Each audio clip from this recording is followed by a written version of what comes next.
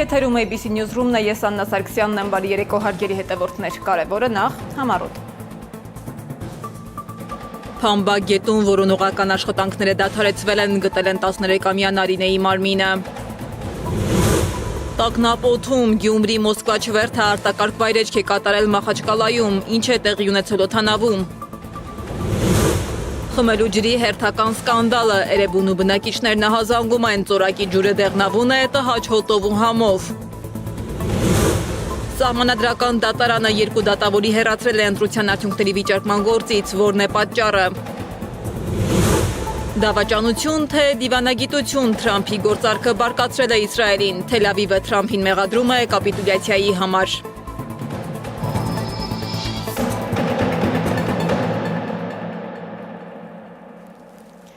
Գրեթե մեկ շաբաթ տևած որոնողական աշխատանքներից հետո ավարտվել է Վանաձորում անհետացած երկու անչափահաս քույրերի որոնումը։ Փրկարարները Փամբագետից հայտնաբերել են նաև 13-ամյա Նարինեի մարմինը։ Ավելի վաղ նույն գետից հայտնաբերվել էր նրա 7-ամյա քրոջ Նարեի մարմինը։ Անիա Բաղյանն է պատմում մանրամասները։ Շուրջ մեկ շաբաթ անց Փամբակից գտել են 13-ամյա Նարինեի մարմինը։ Աղջկա մարմինը Փամբակ գետում ենթադրյալ դեպքի վայրից շուրջ 550 մետր հեռավորության վրա է գտել ջրասուզակ Վահե Մելքոնյանը։ 1.5 մետր խորությամբ խորտակվել էր։ Ավելի վաղ հունիսի 17-ին գրեթե նույն հեռավորության վրա գտել էին նաև 7-ամյա քրոջ Նարեի մարմինը։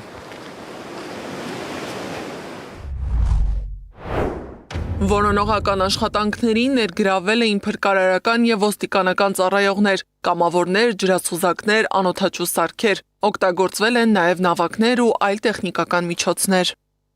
Փամբակ գետն ընկած հարազատ քույրերին ամեն օր մայրն ուղեկցում էր Օրան խնամքի կենտրոն։ Այդ օրն աշխատանքային առաջին օրն էր։ Երեխաները միայնակ են գնացել ու ճանապարհը իբրև կարճացնելու համար որոշել են խողովակի վրայով անցնել։ Ամենաշատ տարածված վարկածն էին պատմում բնակիչները, հարազատները։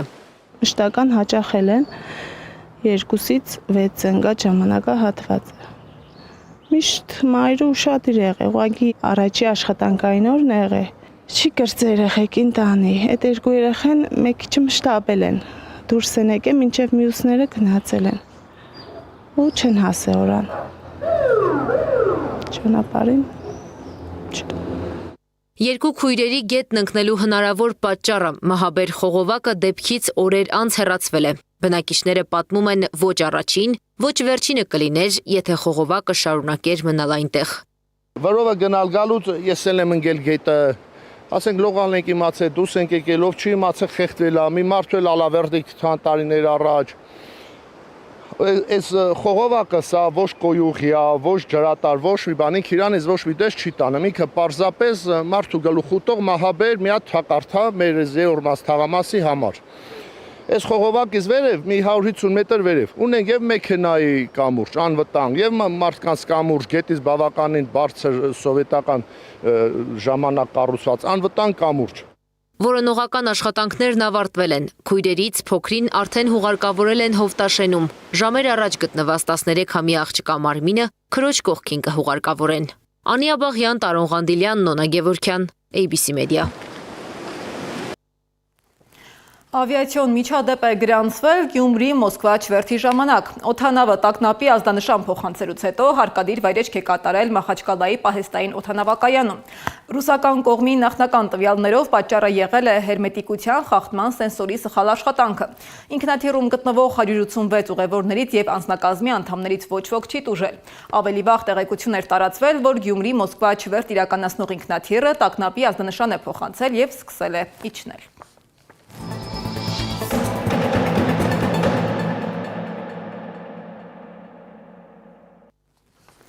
Երևանում խմելու ջրի որակի շուրջ դժգոհությունները չեն դադարում։ Էրեբունի վարչական շրջանի բնակիչները ահազանգում են, որ իրենց բնակարանների ծորակներից հաճախ կեղտոտ եւ դեղնավուն ջուր է հոսում։ Մինչ Վեոլիա ջուրը վստահեցնում է, որ ջուրը համապատասխանում է սահմանված չափանիշներին, քաղաքացիների պատվիրած լաբորատոր փորձաքննություններն ու մասնագետների գնահատականները հակառակ պատկերն են ներկայացնում։ Ինչ է իրականում հոսում երևանցիների ծորակներից եւ արդյոք այն անվտանգ է առողջության համար, Սեդա Մակարյանն է պատմում։ Բալիկ ջան, У нас дилижане. В кухне открываешь простой кран, вода течет. Второе место занимает в мире. А первое в Ерևանը, да? Մենք, հայերս, դեռ վաղ ժամանակներից սիրում ենք օտարազգի հյուրերին ցույց տալ մեր հայրենիքի առավելություններն ու ինչու ոչ գլուխ կովել։ Կար ժամանակ, երբ Հայաստան եկած տուրիստները զարմանում էին, ինչպես է հնարավոր ծորակը բացել ու առանց խնդրի խմել ծորակից եկող ջուրը։ Նույն օտարները այդ ջուրը խմելուց հետո էլ ավելի էին զարմանում։ Մաքուր, սառն ու համեղ ջուր էր հոսում Հայաստանի ծորակներից։ Վերջին տարիներին Հայաստանում ծորակից ջուր խմելը գրեթե անհնար է դարձել։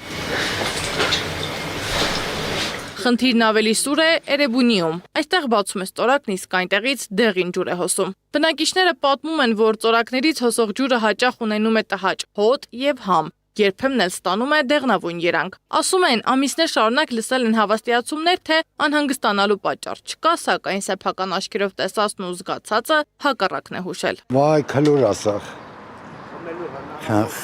Հնարավոր չի։ Ջուր չունենք։ Խմելուց էլ որակը ամբորակ։ Ջուրն էլ բանի պետք չի։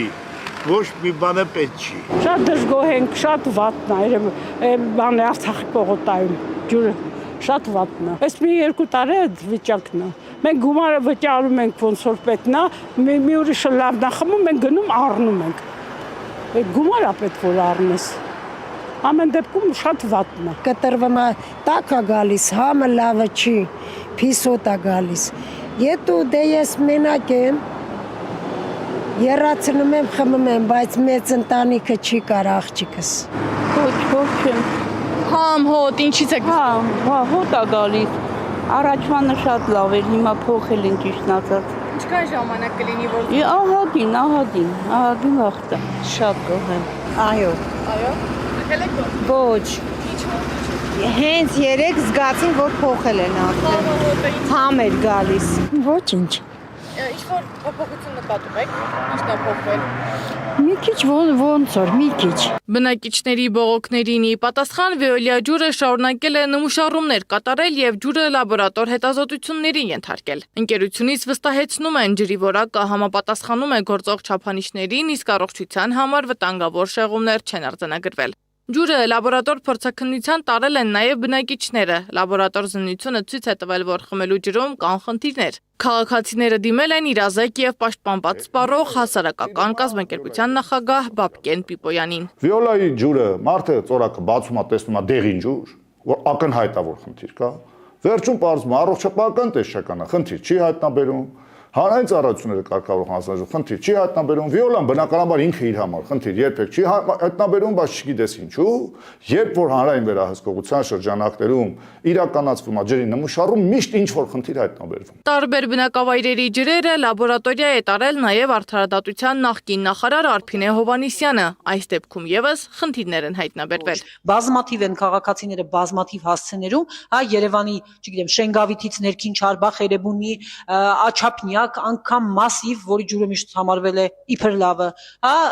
չգիտեմ, Մասիս, Հոկտեմբերյան եւ բազմաթիվ այլ բնակավայրեր, որոնք վճարում են խմելու ջրի վրա համար, բայց իրենք չեն խմում այդ ջուրը։ Շշալցված ջուր են խմում, դա ջուրը ուղղակի մոտենալ չի կարելի, մարդիկ թունավորվեն այդ ջրին, փորձեն անգամ մոտենալ։ Սոցիալական ցանցերում էլ բնակիչները քննարկում են ինչպես լուծել խնդիրը։ Ակցիա անեն, չվճարեն ջրի սպասարկման համար, չգիտեն, բայց գիտեն, որ հիվանդանոցներում են հայտնվում ջրի որակի պատճառով։ Անտանելի է համը, ել չեմ ասում սպասքը լվանալուց հետո վրան մնացած սպիտակ հետքերը։ Ոչ մի լուծում չեն առաջարկում, միայն ասում են, որ անվտանգ ջուր է առողջության համար։ Չեմ հավատում։ Էրեբունու հարգելի բնակիչներ, այս ինչքան համբերատար եք դուք։ Տարիներ շարունակ մեր ամառվա ջուրը հարամելով պատկան մարմինների կողմից, վնասելով մեր առողջությունը, ինչու չէ նաև հարվածելով դրամապանակին դեռ հանգիստ նստած եք տանը ու ոչ մի բողոքի ակցիա չանելով վայելում եք թույլ նապորով, տիղմով արտեզյանի համեղ ու հոտավետ ջուրը։ Ժողովուրդ ջան, ինչքան կարելի է լռել։ Պատերի տակ բողոքելով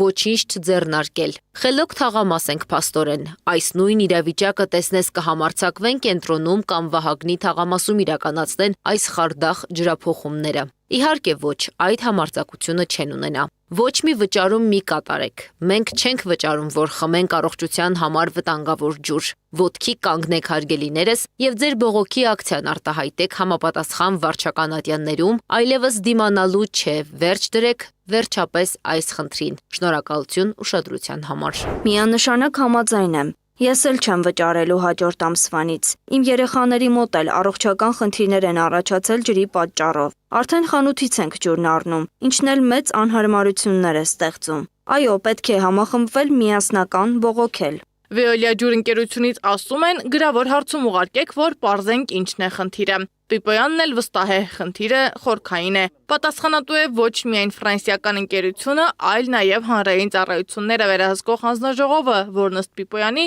զբաղված է ոչ թե հանրային ծառայությունները վերահսկելով, այլ դրանց աջակցելով։ Քաղաքացիներն են իրենք համար տանում, հետո լաբորատոր պատասխաններ հրապարակում, որ խնդիրը տեսնում են։ Դե դուք երևի չեք պահել մշակման կարգ։ Գիտեք, հայտնի անեկդոտ կա։ Մեկին դատում են, ասում են, չեք դատում, ասում են, որովհետև տեսել են 30 հոգի, ինչպես ես դու ոսկին գործարանից անել։ Ասում են, այքից բանից մեկ ես էլ 1500 հոգի բերեմ, որ չի տեսել։ Հիմա մեր Վիոլան, մեր հանրային ծառայությունները, մեր առողջապահական տեսչականը աշխատանքի նրանք աշխատում են չտեսնելու մեխանիզմով։ Ավելին որը որ ֆրանսիական որևէ ընկերություն կամ Ֆրանսիան որպես պետություն մի հատ հայտարարություն անի, որ Հայաստանի դուրը չգա, ես ձեզ հավաստիացնում եմ, կպարզվի, որ Վիոլայի նման խայտառակ հիմնարկ Հայաստանի Հանրապետությունը իր պատմության մեջ չի ունեցել Երանի տանք են Երևան ջրի օրերին։ Մասնագետներն ահազանգում են նաև ոչ միայն ջրի որակի մասին, այլ նաև Veolia ջուր ընկերությանը տրված արտոնությունների մասին։ Այս ընկերությունը գործակցում է կառավարության հետ։ Ինչպես Արփինե Հովանիսյանն է պնդում, կառավարությունը ոչ միայն ընկերությանն ազատել է ներդրումներ անելուց, այլ նաև մի շարք տուգանքներ վճարելուց, իսկ 2023 թվականին կառավարությունը ջրի նոր որակ սահմանող որոշում է ստորագրել, որն ուժի մեջ է մտնելու 2027 թվականին։ Այս որոշումն իրավունք է տալու ընկերությանը շարունակել բաժանորդներին տրամադրել անորակ ջուր։ Սեդա Մակաջյան, Էդիկ Մալաքյան, Աշոտ Բարբարյան, ABC Media։ Վերջին օրերին հանրային ուշադրության կենտրոնում են հայտնվել Երևանի փողոցները մաքրող աշխատակիցները, սակայն ոչ թե իրենց աշխատանքի, այլ դրա հետևանքով առաջացող խնդիրների պատճառով։ Սոցիալական ցանցերում տարածված պատմությունը քննարկումների առիթ է դարձել այն բանից հետո, երբ փողոց մաքրող աշխատակցին ըստ հրապարակման հեղինակի աշխատանքային պարագաներով չեն թույլատրել օգտվել ոչ ավտոբուսից, ոչ էլ տաքսիից։ Թեև պատասխանատուները պնդում են, որ համակարգային խնդիր չկա, աշխատակիցներն ասում են, նման վերաբերմունքի նախկինում ևս զբաղվել են։ Անահիտ Սարգսյանն է գնացել խնդրի հետքերով։ Երևանի փողոցները մաքրող աշխատակիցների աշխատանքի մասին խոսելիս սովորաբար ուշադրության կենտրոնում մաքուր քաղաքն է։ Սակայն վերջին օրերին քննարկվում է մեկ այլ հարց։ Քաղաքի մաքրությամբ զբաղվող աշխատակիցները կարողանում են ազատ տեղաշարժվել քաղաքում։ Քաղաքացի Կարեն Ղազարյանը սոցիալական ցանցում պատմել է դեպքի մասին, երբ իր խոսքով փողոց մաքրող աշխատակցին գործիքներով չեն թույլատրել նստել ոչ ավտոբուս, ոչ էլ տաքսի։ Նրա խոսքով կանգառում գտնվող մարդիկ երկար ժամանակ փորձում էին հասկանալ, թե ինչպես պետք է աշխատակիցը տուն հասնի։ Քաղաքը մաքրող տատիկ-պապիկներին իրենց փոքր դույլերով եւ ավելներով չեն թողնում ոչ մի ավտոբուս նստել։ Հենց նոր 5-րդ մասիվի նոր-նորքի 5-րդ զանգվածում կանգառում պապիկին երթուղային չթողեց վարորդը, ասելով, որ մի անգամ թողել է, զանգել են խոսել իր վրա։ Ես տաքսի կանչեցի, վարորդը նույնպես հրաժարվեց տանել։ Հիմա հարց. այս մարդիկ ոնց գնան իրենց տուն, երբ երթուղայինը եւ տաքսին հրաժարվում են այդ դույլով իրենց տուն հասցնել։ Հենց հիմա կանգառում կանգնած մարդիկ չգիտեն ոնց տուն գնան։ Երևանի աղբահանությամբ զբաղվող հիմնարկը տեսել է այս հայտարարությունը, գնացել հետքերով, բայց ինչպես իրենք են ասում, ապարդյուն։ Օրենքը չի արգելում որևէ վարորդ իրավունք չունի այդ բաղվին ինքնագործունեությամբ զբաղվի։ Մենք այդ հայտարարության հետևից գնացել ենք, բայց պարզվել է, որ այդ կտորով տենց արձանագրված հստակ մարդ չենք կարող գտնենք ու մասին է խոսքը։ Իսկ հիմնարկի աշխատակից Հռիփսիմեն մեծ հետ զրույցում նշեց, որ նախկինում նման իրավիճակների բախվել է։ Հաճախ է խոսացել են, որ չեն ուզեցել դաշը վերցնեն, որ իջացնեն, մեսի դաշը չեն կանգնել, բայց մենք չենք բարձրաձայնել, ոչ մեկս ոչ մեկտեղ չենք ասել, ճիշտ ասած ես ինքս չեմ թույլ տվել, որ ասեմ։ Եվ քանի որ չեն ասել, հիմնարկի ղեկավար Սաշա Կատվալյանն ասում է, նման խնդրի մասին նոր են տեղեկանում։ Մեկ դեպք եմ լսել, նայ տեսել Facebook-յան հարթակում, որ իրականում, երբ որ հետևից գնացել ենք, հասկացել ենք, որ նախ չգիտենք ԵԱՍՄ աշխատակիցա թե եղել է վարչական շրջանի աշխատակից, ամեն դեպս դեպքը չենք արձանագրել, այսինքն չենք կարողացել հայտնաբերել ում մասին է խոսքը։ Աշխատակցի գնահատմամբ վերջին շրջանում նման վերաբերմունքը զգալիորեն նվազել է։ Այս վերջերս ասենք, որ այս մի քանի օր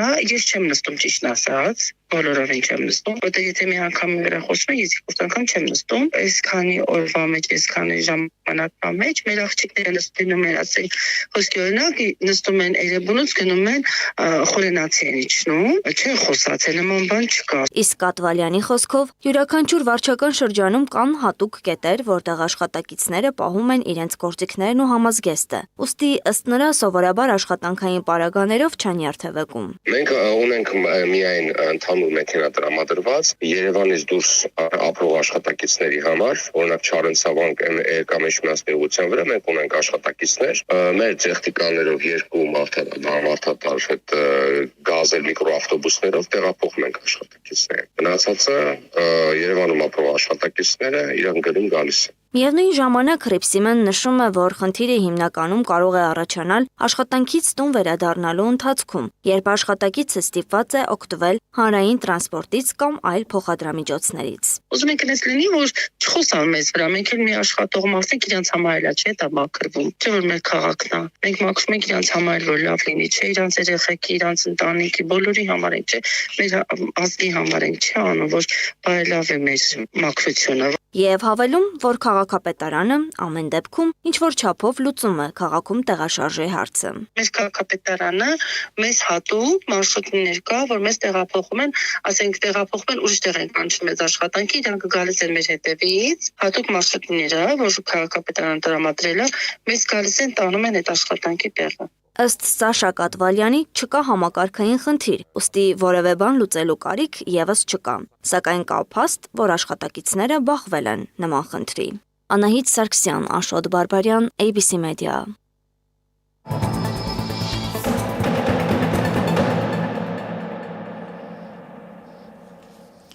Քաղաքական թեմաների մասին։ Սահմանադրական դատարանը նախապատրաստվում է քննել քաղաքական 7 ուժերի դիմումները ընտրության արդյունքների վիճարկման վերաբերյալ։ Դատավարության մեկնարկից առաջ դատարանը որոշել է, որ դատավորներ Վլադիմիր Վարդանյանն ու Արտակ Զեյնալյանը չեն մասնակցի գործի քննությանը, նրանց նկատմամբ կանխակալ վերաբերմունքի վերաբերյալ առկա հանգամանքների պատճառով։ Միևնույն ժամանակ, որպես երրորդ անձ դատավարությանը ներգրավել է ընտրությունում հաղթած քաղաքացիական պայմանագիր կուսակցությունը։ Մինչ քաղաքական ուժերը սպասում են սահմանադրական դատարանի որոշմանը, ընդդիմադիր դաշտում նոր քաղաքական գործընթացներ են մեկնարկում։ Հայ ազգային կոնգրեսը հանդես է եկել միավորման կոչով, առաջարկելով ժողովրդավարության եւ ինքնիշխանության հարցերով մտակ հոգ ուժերին ձևավորել ոչի համազգային միասնական ճակատ։ Կուսակցության գնահատմամբ երկրում ընթացող քաղաքական զարգացումները պահանջում են համախմբված արձագանք։ Դիմակայել կեղծիքներով եւ բռնաճնշումներով սահմանադրական մեծամասնություն ստեղծելու ռեժիմի բոլոր ապօրինի փորձերին նոր սահմանադրության ընդունման կամ փոփոխման կարգը որոշող սահմանադրության 202 հոդվածի որևէ փոփոխության, որը կարող է իջեցնել նոր սահմանադրության նախագիծը հանրաքվեի դնելու համար ազգային ժողովի պատգամավորների անհրաժեշտ 2/3 շեմը, մշակել համազգային կոնսենսուսով 1990 թվականին ընդունված կիսանախագահական մոդելի հիման վրա սահմանադրության նոր նախագիծ, որն անհրաժեշտ իրավաքաղաքական կարգավորումներով հանդերձ կպահպանի հղումը անկախության հռչակագրին եւ մյուս կողմից կստեղծի զսպումների եւ հակակշիռների սահմանադրական մեխանիզմներ, որոնք կապահովեն դատական իշխանության, քննչական մարմինների, կենտրոնական ընտրական հանձնաժողովի եւ հանրային այլ մարմինների իրական անկախությունը գործադիր իշխանությունից։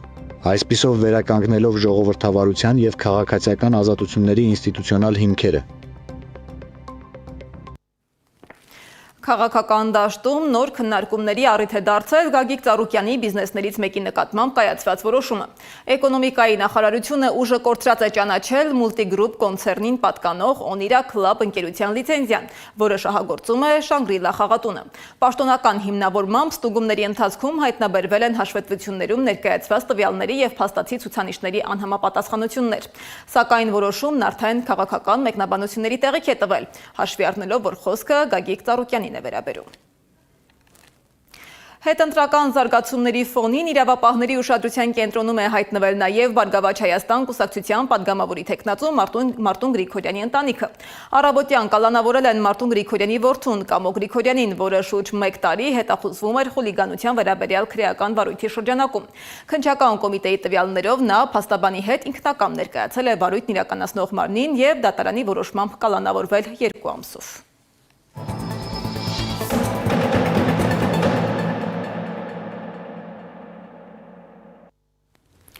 Լարված իրավիճակ է ստեղծվել Կոտայքի մարզի Գեղաշեն գյուղում։ Տասնյակ բնակիչներ բողոքում են նախկին ավազահանքի հնարավոր վերաբացման դեմ։ Գյուղացիների խոսքով խորհրդային տարիներին շահագործվող հանքը լուրջ բնապահպանական եւ առողջապահական խնդիրներ էր առաջացրել։ Գյուղը մշտապես պատված էր փոշով, վնասվել էին գյուղատնտեսությունն ու անասնապահությունը։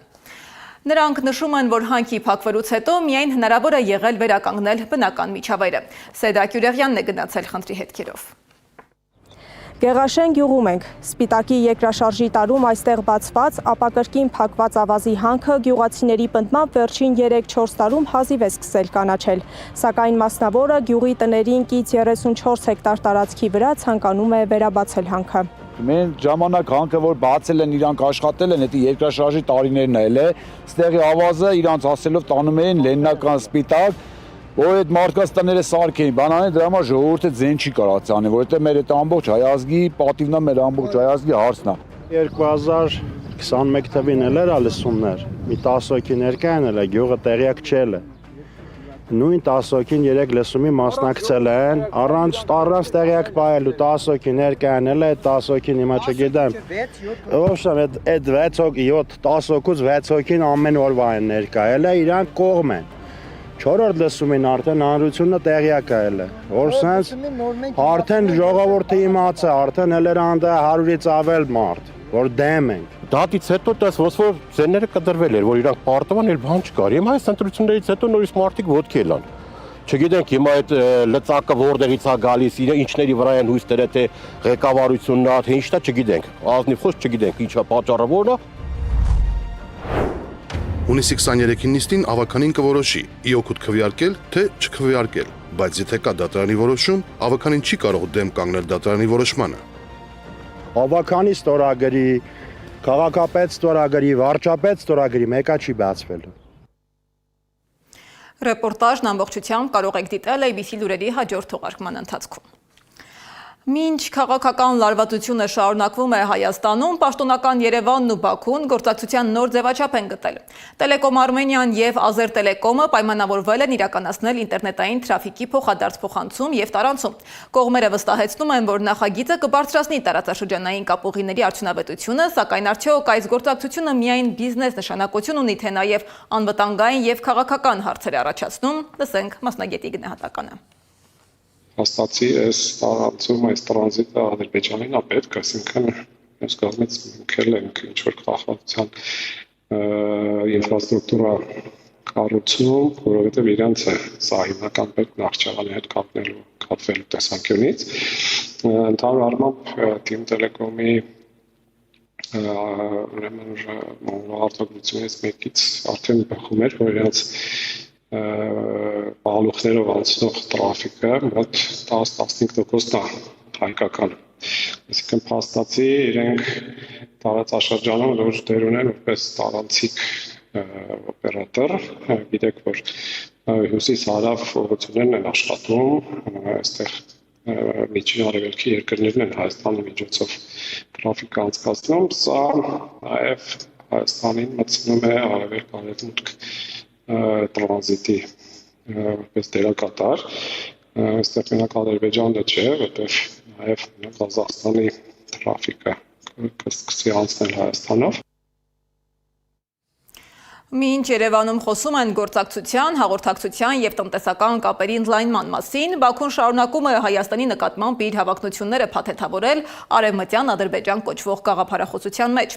Հայաստանի քարտեզի ներքո անցկացված հերթական փառատոնի ժամանակ ադրբեջանցի պաշտոնյաներն ու падգամավորները խոսել են վերադարձի մասին, հերթական անգամ շրջանառության մեջ դնելով այն թեզերը, որոնք հայկական կողմը գնահատում է որպես տարածքային նկրտումների դրսևորում։ Փորձագետները զգուշացնում են, որ նման միջոցառումները վաղուց արդեն մշակութային կամ քարոզչական ակցիաներ չեն, այլ պետական քաղաքականության մաս։ Հավաքվել են падգամավորներ, թիմ ղեկավարներ ու մեր քարտեզի ներքո փարթի արել զուռնադհոլով։ Ամենօրյա մակարդակով Ադրբեջանում Հայաստանի Հանրապետության դեմ քարոզվում եւ մշակվում է զավթողական հայեցակարգ, իսկ դրան անդրադարձող դա կանխող այս պահի դրությամբ չկա։ Այս տգիտության գինը շատ թանկ է նստելու մեզ վրա։ Ինչպես է հնարավոր, որ այսպես անթակույց ճակատիտ ասեն, որ քո հետևից գալու են ու դու դա կանխելու համար ոչինչ չանես, ոչ միայն չանես, այլև այդ ասողին սարքես խաղաղության ջատագով։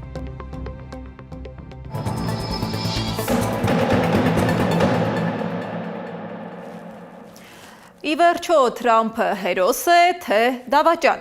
Իսրայելում թեժ վեճեր են Վաշինգտոնի եւ Թեհրանի միջև ձեռք բերված համաձայնությունը, որը Դոնալդ Թրամփը ներկայացնում է որպես դիվանագիտական հաղթանակ։ Իսրայելում ընկալվել է որպես վտանգավոր զիջում եւ նույնիսկ դաշնակցային պարտավորություններից նահանջ։ Թել Ավիվում դժգոհության ալիք է բարձրացել, իսկ ամերիկացի նախագահը հայտնվել է կոշտ քննադատության թիրախում։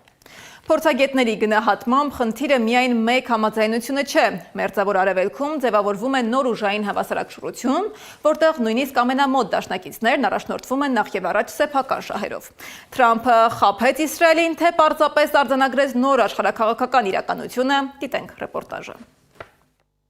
Իսրայելում դժգոհությունների մեծ ալիք է սկսվել, կապիտուլյանտ ու հանձնվող մականունն է ստացել Թրամփը Թել Ավիվում, որովհետև կարծում են, թե Միացյալ Նահանգները մենակ թողեց հրեաներին Իրանի եւ տարածաշրջանի մյուս երկրների դեմ պատերազմում։ Սակայն Միացյալ Նահանգների նախագահ Դոնալդ Թրամփը հրեաների կողմից որպես նահանջ եւ վտանգավոր զիջում ընկալվող համաձայնագիրը ներկայացնում է որպես դիվանագիտական հաջողություն եւ տարածաշրջանում լարվածության թուլացման հնարավորություն։ Իսրայելական մամուլում հրապարակվում են կոշտ հոդվածներ, որտեղ Սպիտակ տան ղեկավարին մեղադրում են իրենց երկրի անվտանգության շահերը անտեսելու եւ զոհաբերելու համար։ Քաղաքագետ Ստեփան Դանիելյանի կարծիքով Իսրայելում ձևավորված դժգոհությունը պայմանավորված է ոչ միայն կոնկրետ համաձայնությամբ, այլև այն հանգամանքով, որ իսրայելական հասարակության մի մասի մոտ Միացյալ Նահանգների նկատմամբ ձևավորվել էին չափազանց բարձր ակնկալիքներ։ Նրա խոսքով, երբ գերտերությունը սկսում է առաջնորդվել սեփական շահերով, դա հաճախ ընկալվում է որպես դաշնակցի դավաճանություն։ Հիմա Իսրայելում ենթադրում են, որ իրենք ինչ են անեն, Միացյալ Նահանգների դաշնակիցներն են մերձավոր Արևելքում եւ Միացյալ Նահանգները իրենց միշտ պետք է պաշտպանի։ Եվ հիմա Թրամփը, որը համարվում էր մի մարդ, որը հայրենիների օգնությամբ է եկել իշխանության, ինքը պետք է իրենց միշտ պաշտպանի։ Սակայն ըստ Դանիելյանի, երբ Թրամփի վարչակազմը բացատրում է, որ Միացյալ Նահանգներն ունի նաև այլ շահեր, այլ հարաբերություններ եւ տարածաշրջանում հավասարակշռություն պահպանելու խնդիր, Իսրայելում առաջանում է ընկալում, որ իրենց դավաճանել են։ Սակայն խնդիրը միայն զգացմունքային կամ քաղաքական արձագանքը չէ։ Քաղաքական վերլուծաբան Հակոբ Բադալյանի գնահատմամբ, եթե Վաշինգտոնն ու Թեհրանը կարողանան հասնել կայուն պայմանավորվածության, ապա դա կարող է ազդել ամբողջ տարածաշրջանի ուժային բալանսի վրա եւ փոխել նաև Իսրայելի ավանդական դերակատարությունը մերձավոր Արևելքում։ Եթե Իրանի հետ համաձայնությունները կայացվեն հենց Իրանի համար շահեկան պայմաններով, ապա բնականաբար Իսրայելը իրերի այդ դրությունը դիտարկելու է որպես իր ռեգիոնալ ավանդական դերի փոխակերպում։ Բադալյանի խոսքով Իսրայելը շարունակում է ունենալ ինքնուրույն քաղաքականություն, վարելու եւ սեփական շահերը պաշտպանելու բավարար ներուժ, սակայն ակնհայտ է, որ առանց Միացյալ Նահանգների աջակցության նրա տարածաշրջանային հնարավորությունները զգալիորեն կսահմանափակվեն։ Իսրայելը իր քաղաքականությամբ մշտապես ցույց է տվել, որ ի վիճակի է գործել որպես ինքնուրույն սուբյեկտ։ Բայց անշուշտ կա նաև որոշակի մակարդակ, որից այն կողմ առանց Միացյալ Նահանգների Իսրայելը չի կարող լինել այն Իսրայելը, որը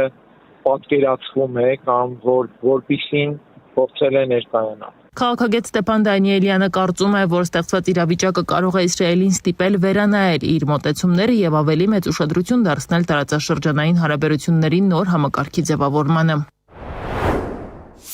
Իրենք պետք է կարողանան հարաբերություններ ձևավորել Իրանի հետ, Թուրքիայի հետ, արաբական աշխարհի հետ, Սաուդյան Արաբիայի հետ եւ հրաժարվել այն գաղափարից, որ իրենք պետք է լինեն միակ գերտերությունը ռազմական առումով Մերձավոր Արևելքում։ Քաղաքագետի խոսքով Իսրայելում այսօր փորձում են մեղավոր փնտրել եւ այդ դերում տեսնում են Դոնալդ Թրամփին։ Սակայն նրա խոսքով խնդիրը շատ ավելի խորն է, քան մեկ համաձայնությունը կամ մեկ քաղաքական գործիչը։ Խոսքը տարածաշրջանում ձևավորվող նոր իրականության մասին է, որտեղ նույնիսկ ամենամոտ դաշնակիցները առաջնորդվում են ոչ թե զգացմունքներով, այլ սեփական շահերով։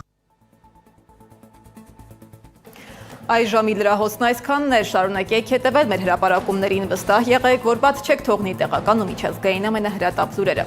Հաջորդ թողարկումը ժամը 21-ին է, հաջողություն։